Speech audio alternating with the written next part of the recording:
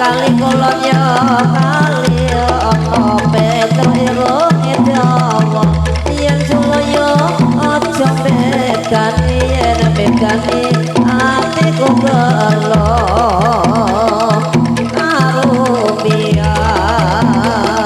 arubia bikin hati melayang jadi gembira pikiran jangan godok janganlah ogo-ogo ngatur sugeng para pamesto monggo pinarep ingkang sebejo arubia rongga bikin hati melayang jadi gembira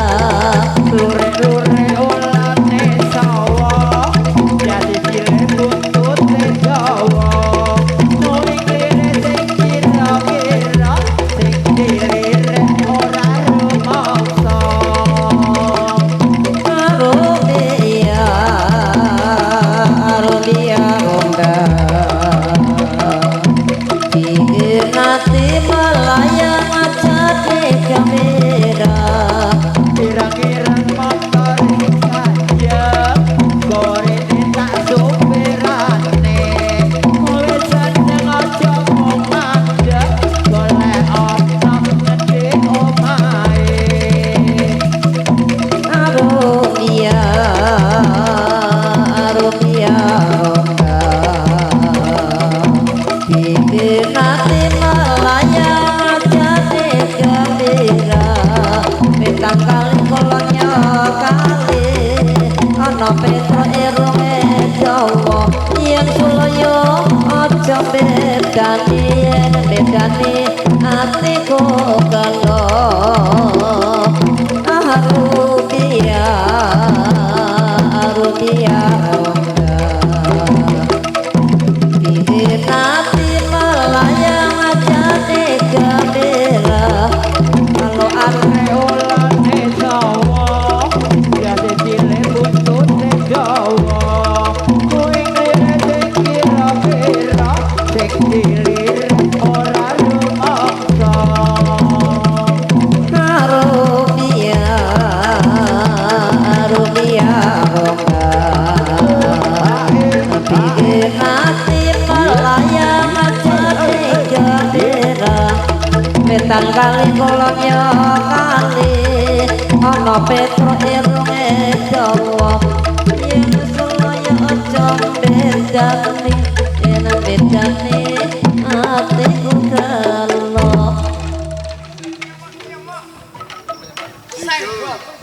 sing laras di dinding sing laras Tenggot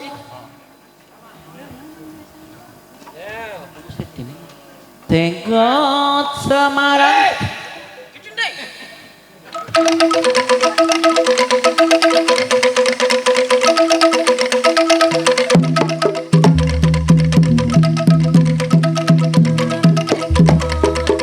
ayo malam ning pinggir kali menggot ayo menggot sing menggot tak tinggal kali ini hari menanam impul besok pagi menanam jengkal ini hari masih berkumpul besok pagi selamat tinggal senggot Semarang senggot cidono banyune blumbang menggot bayo kota ayo pada berjuang lure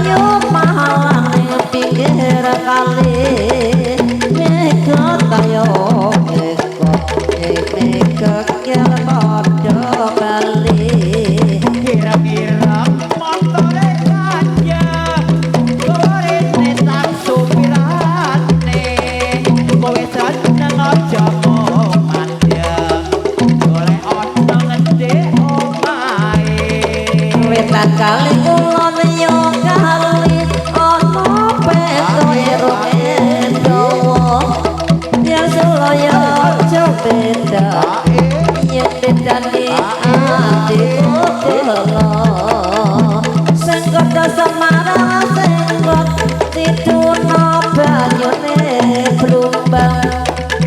ikut ayo ikut coba ayo padha berjuang iki raja nopo ketiga kodok jalan la opo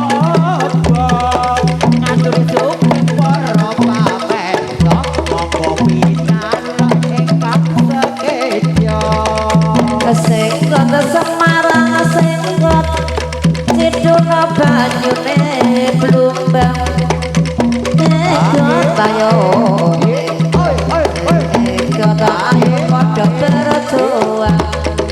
kalau ada sumber di ladang boleh kita menumpang mandi kalau ada umurku panjang boleh kita berjumpa lagi sengkot Semarang sengkot kayu malam ning pinggir kali ikut ayo ikut jalan pada kali lurek-lurek kulante sawo jase kire kutute sawo kowe klire sing kira-kira sing kire ora rumangsa wetan kali kulon yo kali ono petro irung endowo